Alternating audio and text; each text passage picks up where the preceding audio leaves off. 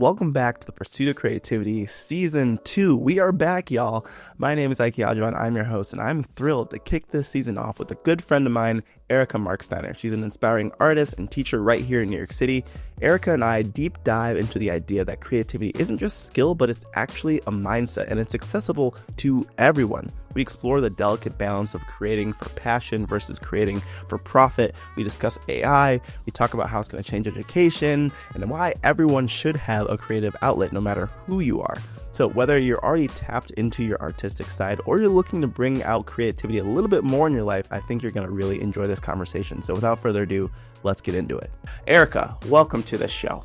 Thank you for having me, Ikey. It's been a pleasure kind of thinking about this and gearing up for this conversation. I'm excited.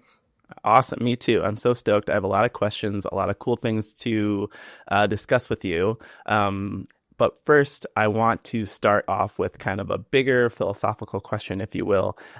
What does creativity mean to you?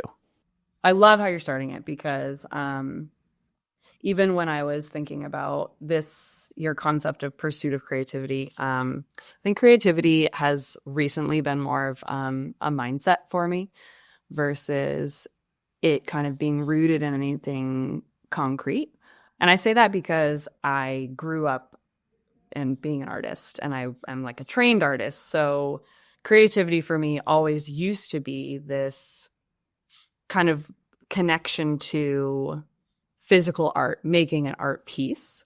But now as I have grown into myself and kind of found other ways to express and have actually become a teacher, I think there's just a lot of ways that you can be creative. And so I think to me, it's more of the mindset of thinking outside the box rather than it being connected to something concrete. Oh, I really like that. The mindset of thinking outside the box. Put that on a bumper sticker because that is fantastic. I love that. So thank you for answering that question. It can be a big one to start on, but I do like the way that it kind of sets the tone for the podcast. And from there, I want to ask the question, could you just give us a breakdown of all the different types of art that you feel connected to? So I know when we were talking before, you mentioned that you are literally a trained artist, but also an art teacher, but you also have a lot of other art things that you do. So can you just give us a breakdown of who Erica the artist is?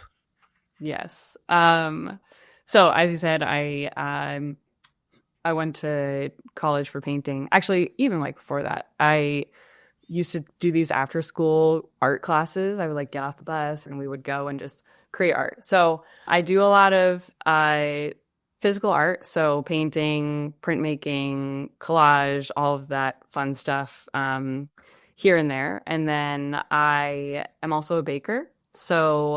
And I've actually kind of been baking for a long time. I did that when I was younger too, and then obviously fell out of it. And now me and my little sister do a lot of baking. I'll plug in Bakesteiner there. So we have our little baking side gig. I also crochet. I actually did crochet this. I didn't even mean to wear this. Here we go. I crocheted this wonderful sweater that I wear. That's amazing. I love that. So that's been fun. What else do I do?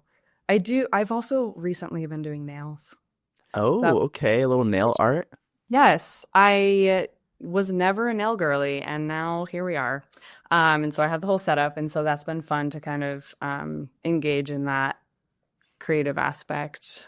I think that's kind of those are the main things: baking, like painting, printmaking, crochet, collage. And then newly a nail person. Newly a nail person. That's really cool. I also want to plug that you also have gotten into tattooing, if I'm not mistaken. Yes, you are correct. I actually think it's funny because I think what made me think about creativity is that I was like, oh man, I think I have engaged with so many different ways of being creative, and I kind of go through different phases, and I think that's kind of why I thought about creativity as more of a mindset than it being anything like that you are a creative person in this one way. Like you can be creative in so many different ways. Yeah. Like even when I think about you, like you have your podcast, and I think that is a really interesting creative thing. Like having a creative conversation is its own thing.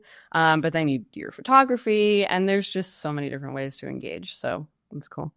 It is cool, and that leads me to a question I had when I was thinking about all the different ways you are creative, which there's so many, which is cool. Does the different types of creative outlets do different things for you, like on a, I guess you say, personal, spiritual, intellectual level? Like, I know some people find that like drawing is super meditative, or, for example. Do you have like that sort of equivalent for each of the things that you do? Ooh, good question. If I am more of in a tired mindset, I think engaging with something that is physical, like for example, Mm. I'm like thinking about crochet. Yeah. Um, and because I think that for me, using my hands is a way to kind of disconnect a little bit and like ease my mind, Hmm.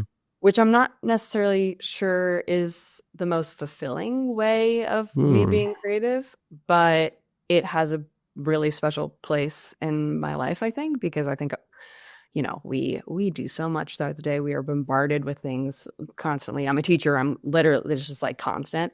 So it's nice to have those outlets, but I think that the most fulfilling ones are when I am in those like thoughtful creative moments of like, what am I gonna paint? I'm about to do a painting for my sister and her husband, and kind of they're like, oh, I want something surreal. And so kind of thinking about, okay, how do I take this concept that someone wants and put it into a painting, and all kind of thinking through that. So I think those are the more intellectually interesting when you are the bridge.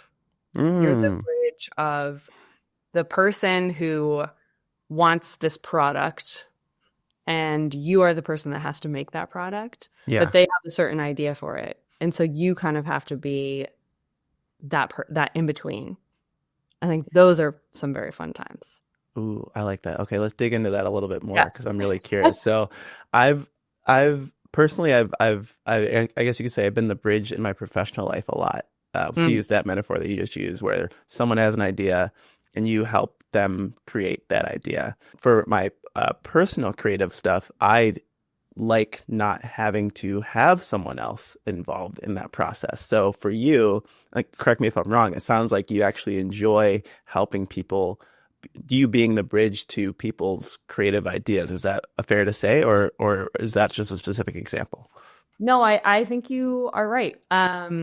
I think sometimes I found that me being left to my own devices is almost kind of overwhelming sometimes. Mm. I'm like, oh my God, what do I do? Unless I have an idea, I'm like, oh, I'm going to be doing this concept for these paintings. And then Hmm. I kind of have to like have a box that I'm in order to think outside the box. Yes, yeah. I guess is the way to put it. I love thinking about this because I think that is why I actually love being an art teacher so much, because I do get to be that bridge for all of my students, because they're learning how do I make this product? How do I make a painting? How do I make a sculpture when I have an idea? And kind of being when they have that aha moment, I'm like, oh, you could do this or this or this or this. And they're like, oh my gosh, you just gave me an idea that wasn't even what you said. And I was Yeah. like, love it, great. And then you kind of walk away and get to see what they do. So I like that concept of a bridge in education too. So cool. And I'm gonna come back to the education stuff later because I've got a lot of questions there. But before we move on from this, I'd love your take on the, I guess you could say, debate of creating art for money versus creating art for art. Yeah, I think that was something I really had to dive into, and I honestly am still kind of grappling with it, particularly because of my like the way that I engage with art. I went to school for it, and they're like, oh, they're kind, they say they're gonna be like, oh, here's different pathways to engage with art, but it's really kind of just like be a painter. And I'm like, I don't want to be a painter.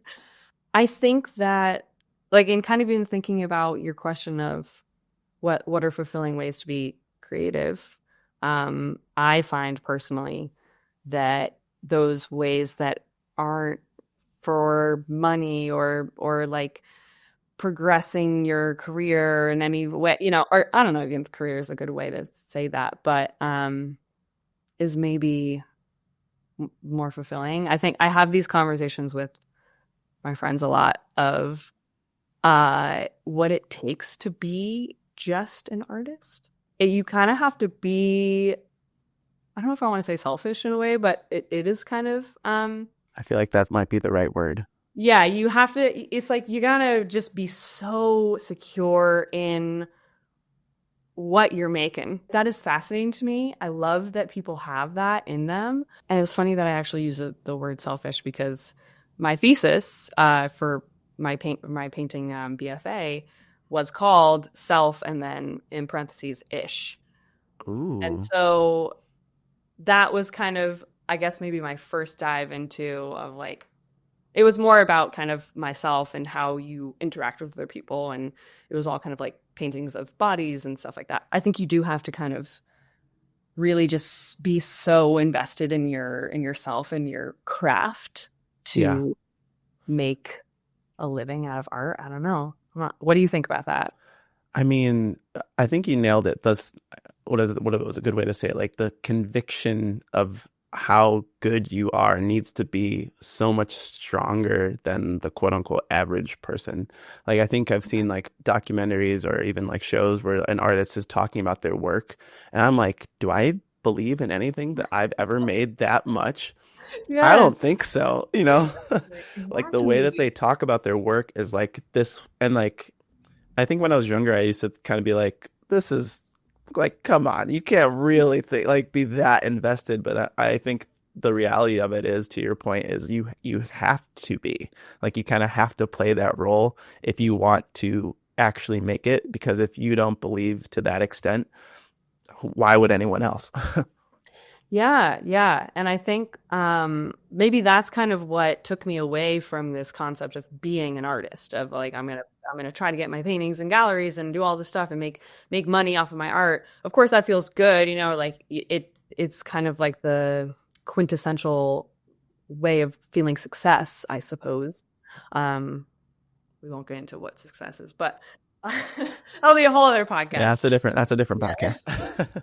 But I think I realized as I kind of went into the world of education, I was like, you know what? I find myself, and as I'm growing up, I'm realizing like connection between people, and that conversations and relationships, whether they're friends or any sort of relationship you have, is so fascinating to me. And I think that is where I have found my like home and creativity is those connections, those Hmm. conversations, those bridges that you're, you know, viewing the bridge and all that. So maybe that's kind of what took me away from this need to make money off of what I make.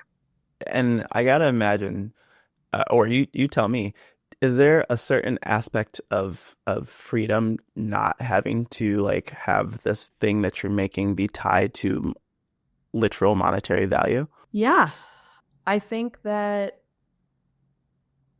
you get to make it however you want. You know, you're like, oh, you know, I mean, I talk like I have reached this state that I don't want that at all. And I'm not sure I'm quite there Mm-hmm. yet. I definitely value it less, and it's less of I feel less pressure on the daily to be like, oh, should I be posting more? Should I be putting things on Etsy and stuff like that?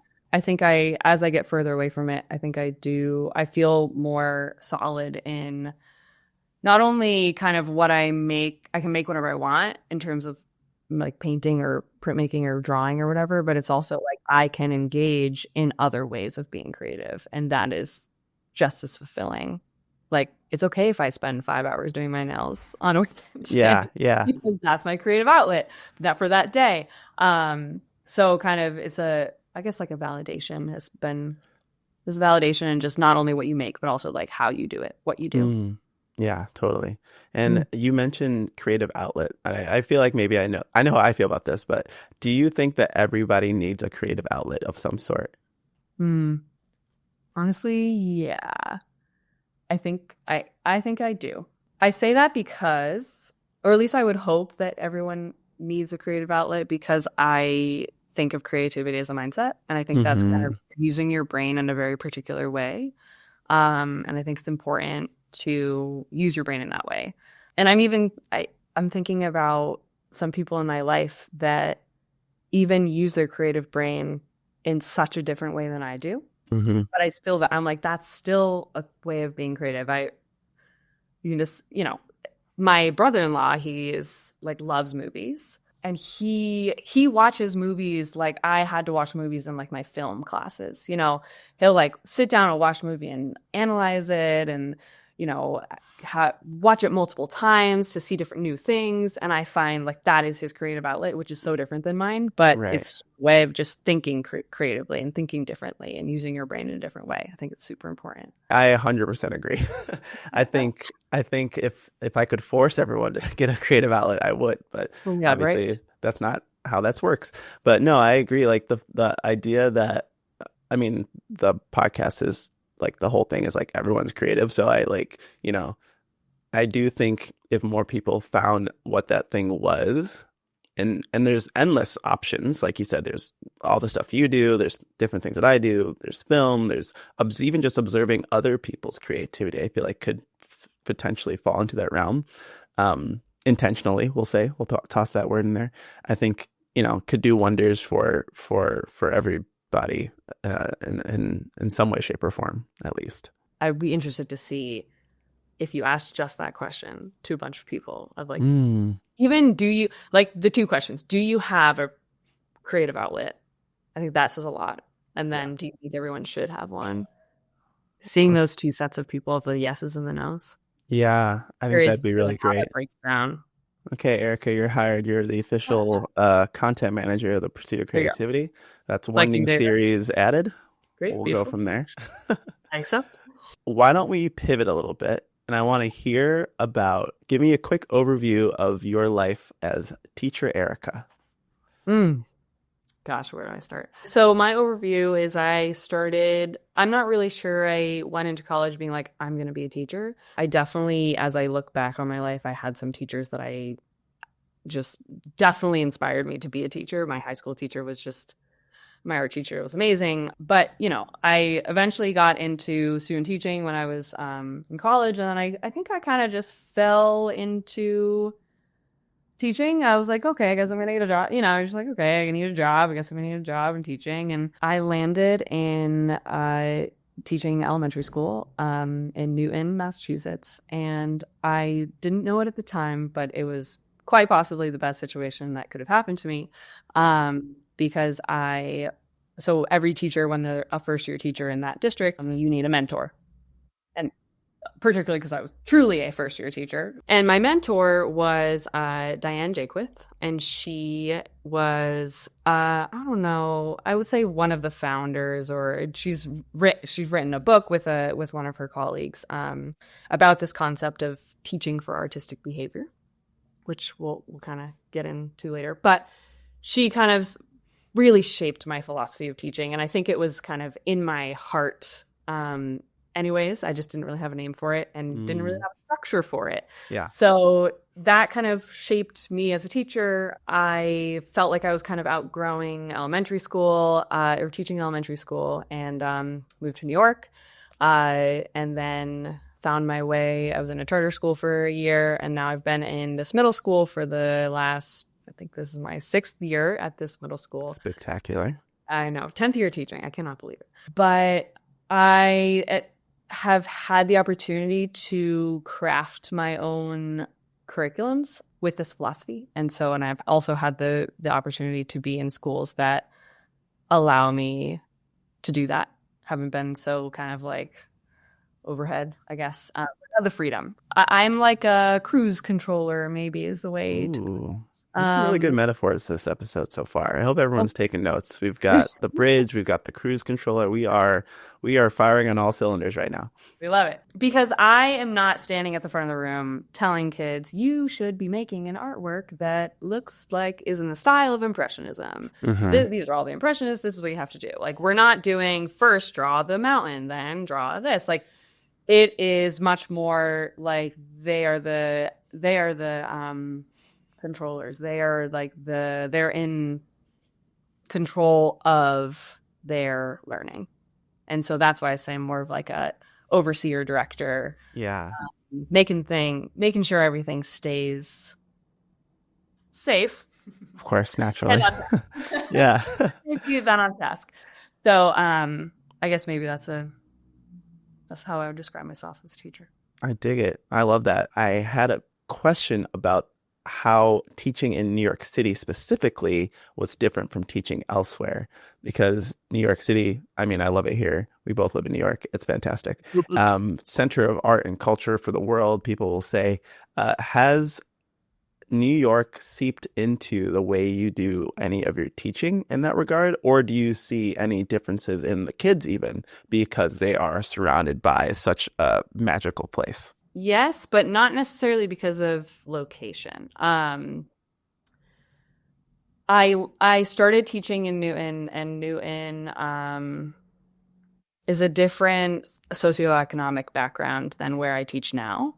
And I think that, oddly enough, even though those students were in kind of a smaller town and not necessarily in the heart of New York City, I think that they engaged with art in a different way than my students here, and not necessarily in a better way or a different, like, I think maybe they had a different understanding about art. Maybe from their upper, I'm not even sure, to be honest. Yeah. But my students, but both populations, they're kids, they're in their own world. It's, unless you specifically, and maybe this is a good way of, I guess, putting this, is unless you specifically teach a child or expose a child to different forms of art and what they're around, they're going to live in their own world. It's very kind of, you kind of have to be that outlet. You have to be that person to kind of push them out of what they see. For example, I teach students in Washington Heights, Upper Harlem area. And I took them for the first time to the MoMA, my 8th graders, this like a few weeks ago, actually. And I actually had never done a trip. And I was kind of nervous about it. I was like, oh my God, and I was like, oh, I don't want to ever do this again. It's a lot of work to do. Oh, I can only imagine. Taking myself there is a lot of work, let alone a whole group of kids. So, I saw just like the pure joy on there, and they didn't even know that it existed. I'm like, oh, do you guys know the MoMA, right? They're like, what? I don't know the Museum of Modern Art. I was like, okay. I started realizing just the importance of exposing them to where they live. Yeah. And so I think actually my final answer, after my brain went in a lot of different ways, my final answer is that I actually kind of don't see a lot of differences. Because I teach a variety of different kids, and it's kind of just about what they're exposed to. And just because they live in New York, my students now live in New York, doesn't necessarily mean that they are exposed to what's around them. And even another way of thinking about it is that art is, quite frankly, everywhere. Whether you have the Museum of Modern Art in the Whitney at your disposal, how you look at the world and how you are taught to look at the world and see the things around you is how you're going to be exposed to art. It's everywhere. I love that. Get that written somewhere. That was fantastic. Amazing. Thank you for that. It's a long way to get there, but that's the best way. The long way is really truly the better way, if we're being honest. Let's zero in. I'm really curious about the teaching for artistic behavior. I saw when I was doing some research on it that autonomy is a big part of it, right? So could you just talk about the importance of autonomy in art? Yeah, teaching for artistic behavior kind of is about the student is the driver of their creativity. So you're treating the kids as artists, which I think is such a cool concept, because I imagine at that age, or any age, when you're in school, you're not the thing that you are learning already. That, like, you know what I mean? Like, if you're learning to write, you're learning to read, you're learning to do math, but you're not like a mathematician or a writer or a reader. So as in art class, they are artists. That sounds really empowering. Do you know of like the differences that makes for the kids being in that one mindset versus the other? Recently, I've started to I do different types of projects. So I'm constantly trying to shift things and try new things. I do always try to have that heart of like, you're the artist, you get to be creative in these. But I found that I do see the power in telling them that they are artists. Sometimes I'll be like, you're an artist in this room. Like, you are an artist. And they're like, I'm not an artist. And I was like, you are in this room. As soon as you enter that door, you are an artist. And I think that, I hope that's empowering. I'd love to believe it's empowering. I feel like it's got to be empowering. I mean, yeah, like how often you're like, you are an art, if someone just telling you that, and then giving you the opportunity to be one, is kind of fun. But I see the difference because I started doing this project last year, which is quite a fascinating project. I'm doing it again. We're kind of tweaking it. I did it with my 8th graders. It is about, and it's much more structured, I would say, than I do most projects.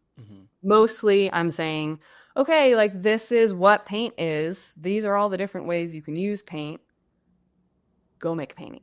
And then we talk about, it's like, how can I get inspired? How can I look at that? Like, how do I get ideas? How do I solidify ideas? How do I I guess edit this? How do I get feedback? That's usually the process. So it's very, very open. And even that is kind of still my 7th graders are doing here, make an artwork. This project is we're using data and we're looking at different data sets, and students get to choose what set to use and then make data art about it. And it was cool. Like, they did like it, but we did a survey at the end, and so many of them, because they've had me for 3 years now, and it was the end of the year, and I always was doing projects that just like, do whatever you want, like, express yourself. Yeah. You're the artist. They felt it was limiting. Interesting. Yeah. And even though they could choose their data, they could choose how they represent the data, they could do a sculpture, they could do a painting, they could do a piece of clothing, whatever it was, they still had so many ways of doing it. They still felt that was limiting. I think because for years, I'm like, you are an artist, you get to do whatever. And so that's where I've seen it the most. Yeah. And especially because you can see them through multiple years. So it sounds like that statement that you are an artist clearly did have an effect, gave them this empowering feeling, which is awesome and what, we want for people. And then to be like, actually, you have to do it within these means now. And they could felt the restraint, which is interesting. So you mentioned data, and I feel like I can't have a conversation these days without talking about AI. And I feel like the conversation swirling around AI and art, and if people use AI to make art, are they still the artists? All sorts of things like that. So I want your take. Does AI have a place in art? I see AI as a tool versus the product, or like a medium, I would say. I don't love the idea of you putting it, typing. And I will be very upfront with you. I haven't engaged personally in AI a lot. So I have a very limited knowledge on what it can do even. But I don't love the idea of you being able to go in and be like, make a drawing of this, a turtle eating an ice cream cone. I don't know, whatever it is. And saying that is my art. Or, quite frankly, it's the computer's art. Right. So, however, if you're like, I kind of need that visual reference and I can't find this visual reference, or I have some sort of idea and I kind of want to figure out how to make it visually, I think it's a great way to start that inspiration process. But I don't think it can be what you use completely. It's actually something I teach my students too. I'm like, you are going to see all sorts of artwork, but that already exists. Like it's you. And that's the autonomy to part too. It's like, you're the artist. You have to think about how you're going to be slightly different, how you're going to think about it slightly differently. So I see it as a tool more than anything else. I like that. I think that's a good space for it. I think I tend to agree. So the way I use AI, because I haven't really used it to create actual content, I mainly use it as kind of like a collaborative tool. So someone I can brainstorm with, something I can bounce ideas off of, help me flesh out ideas, give me pros and cons and things like that. So in that regard, I think it can be really helpful, especially if you have artistic dreams that you need help getting from point A to point B. But on the other side of things, I've seen people who have said, I would never have been able to make this without AI because they don't have the skills to. So I kind of get caught up in that notion where I'm like, I feel for them, but also they could just learn the skills or use AI within tools that help make the thing better. I don't know. Yeah. It gets real hairy. Yeah. And it's like, well, I mean, I don't know. Then you kind of get, I find this also concept of skill within creativity in general to be an interesting concept. Like, Mm. do you need, because I said that creativity is a mindset, like but then I don't know, Ooh, who was the creative one in that moment, right? Like, was it the person or was it the computer? that's true.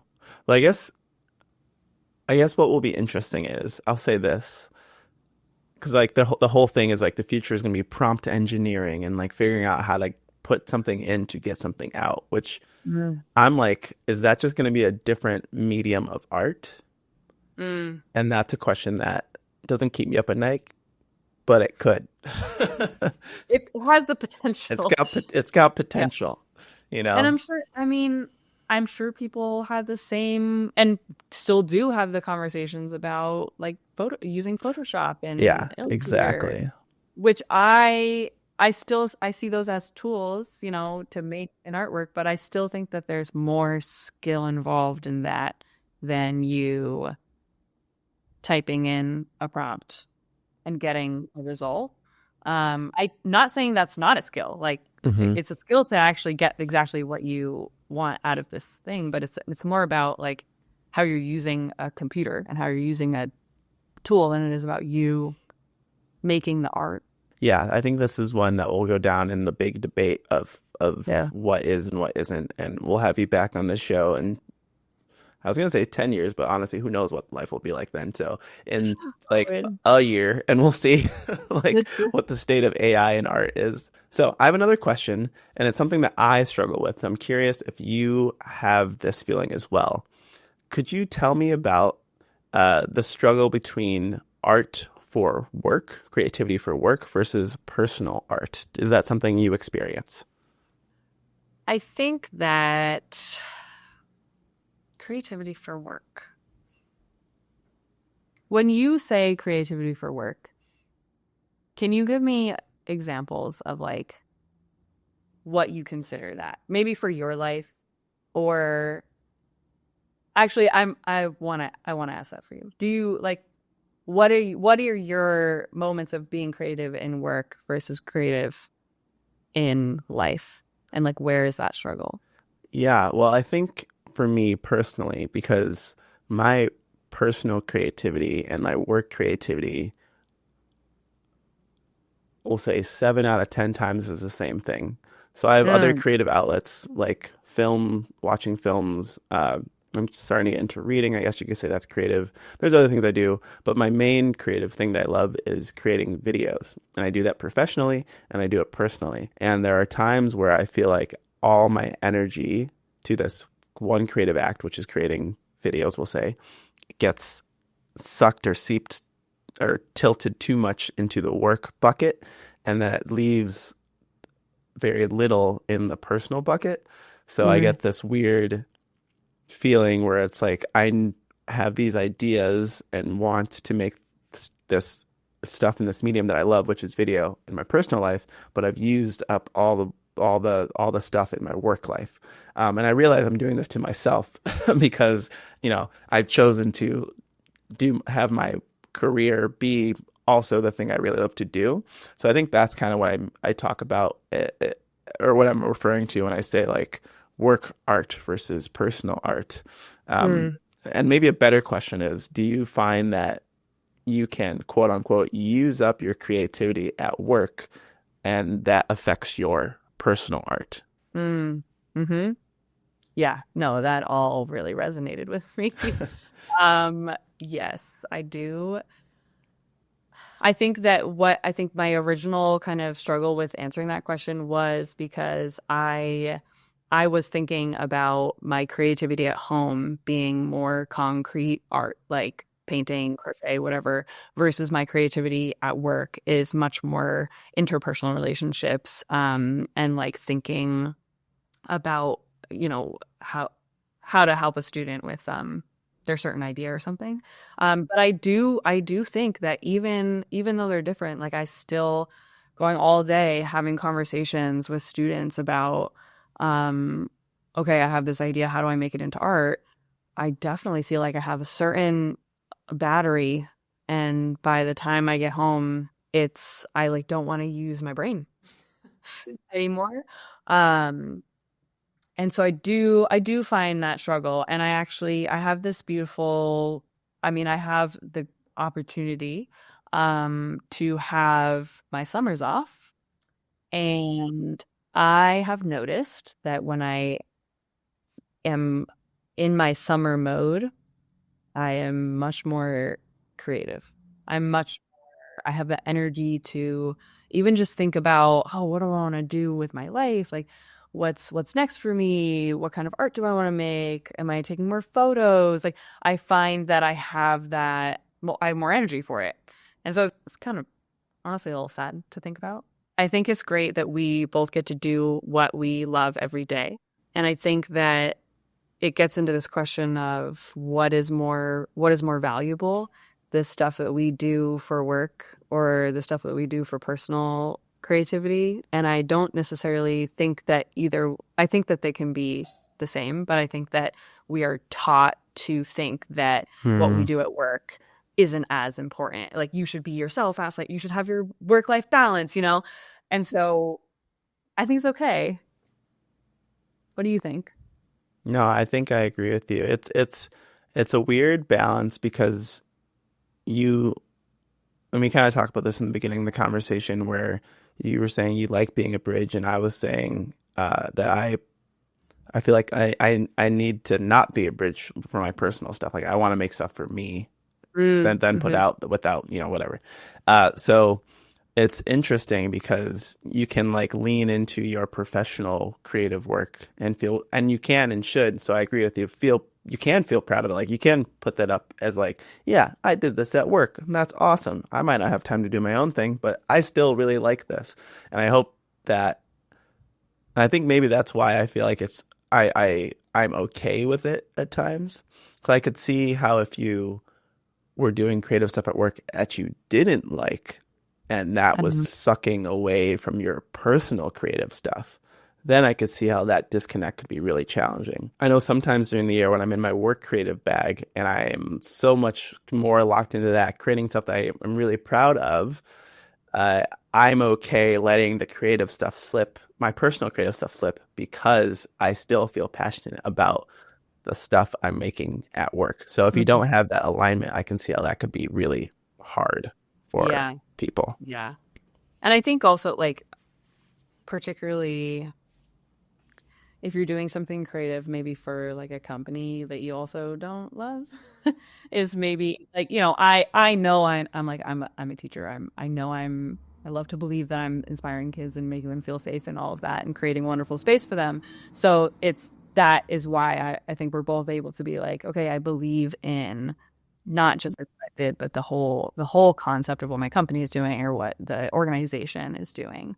But I do still think that there is like you have to think about making creative outlets for yourself in your personal life. And I do find that like I think I mentioned this earlier, where it was like it was easier for me to do those creative things that were less of the mind um, working creativity. Yep. I don't have to use my brain in it. I have a pattern that I'm doing for crochet.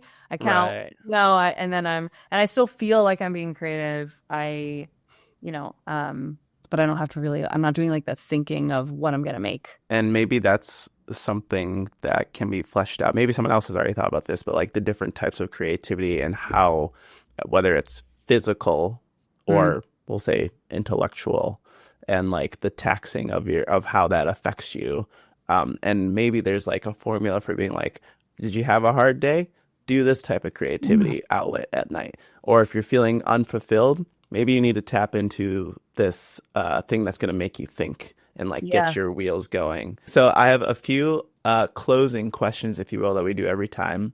One of them is, I love to, we'll say, give our guests their flowers and give them a moment to brag or boast or tell the audience something they're really proud of or excited about.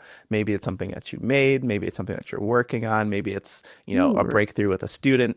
Is there anything that you're like, you know what, I would like to like, sit up and like boast about to the listeners? I think the thing that comes to mind for me right now that I'm excited about is this painting that I'm going to be making for my sister and my brother-in-law. I like came up with a lot of different ideas and drew them out, and I was like, ooh, this one, I like this one a lot, but I'm not the person who's going to have the painting in the house for lives. But when I showed them all the different ideas, like that was the one that they liked too. That made me really excited to do it, and it made me kind of be like, okay, I do know my sister and my brother-in-law. Yeah. I do know how to like kind of take ideas and make something beautiful. So I'm really excited to start painting that. It's going to be a large painting too. Yeah. How big are we talking? Like, like full, huge, like art gallery style canvas, or yeah? Oh yeah.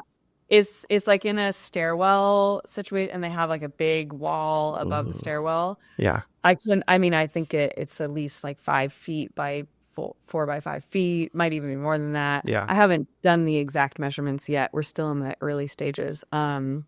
But I'm kind of excited for that endeavor. Do you have any wins? Do I have any wins? My win is recording this podcast with you. It's been the first season of The Pursuit of Creativity came out on March 16th, 2023. So I'm not sure exactly what date this is. I'll put in a little audio clip here.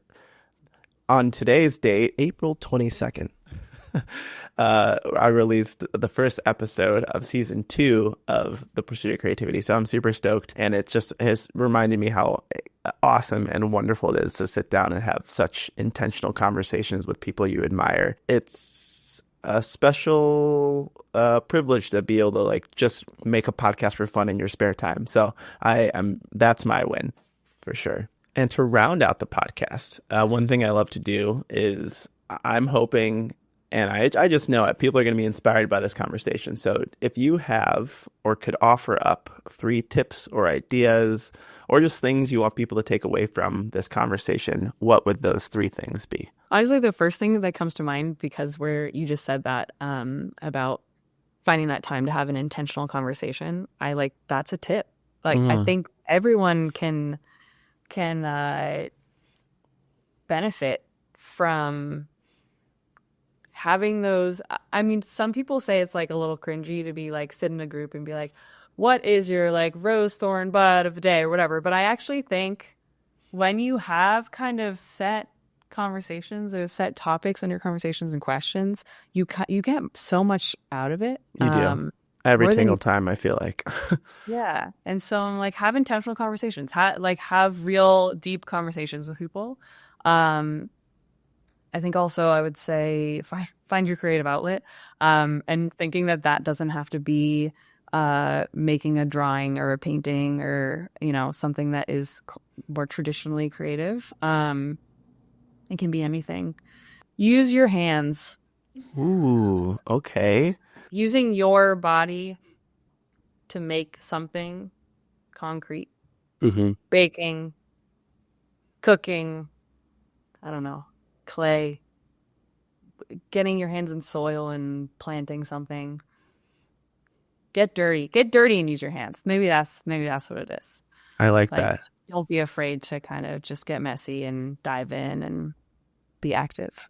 So I love that. Those are great tips for creativity, but also just in life, which, maybe there's a metaphor somewhere about the overlap of those two things. But either way, Erica, it has been an absolute pleasure to have you on the podcast. This conversation has been amazing. So I just want to say thank you. Thanks so much for having me. It was really fun, a really wonderful conversation. Thanks for making me use my brain again. My pleasure. Thank you so much for joining me for yet another episode of The Pursuit of Creativity. If you enjoyed this conversation, if you got something from it, be sure to leave a like, a comment, a review, a rating, share it with a friend. Any interaction is incredibly helpful and I would really appreciate it. For more updates, be sure to subscribe to my Substack newsletter. It's called Small Steps. You'll get a weekly dose of intentional conversation about bettering and improving ourselves and our community. All these things will be linked in the show notes, of course. So once again, my name is Ikey Ajavon. I appreciate you so much. Thank you for being here. And as usual, stay optimistic. Better days are coming.